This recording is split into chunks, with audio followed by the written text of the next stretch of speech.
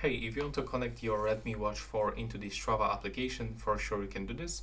So first of all, you have to pair this watch with your smartphone, and after this on your phone you will have to actually get the Strava and the Mi Fitness application. So you can actually get both apps from the Play Store, and when you download both applications you will have to go into the Mi Fitness app from the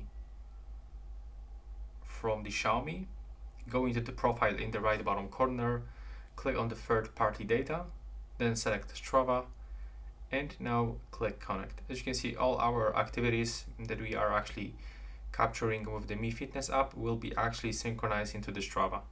So click connect. Now from this, pick your login method. In my case, I'm using the Google account for the Strava. Then scroll down, click to authorize.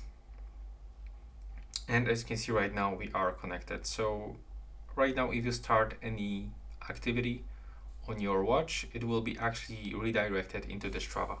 And that's how it looks right now. Please subscribe to my channel and see you in the next one.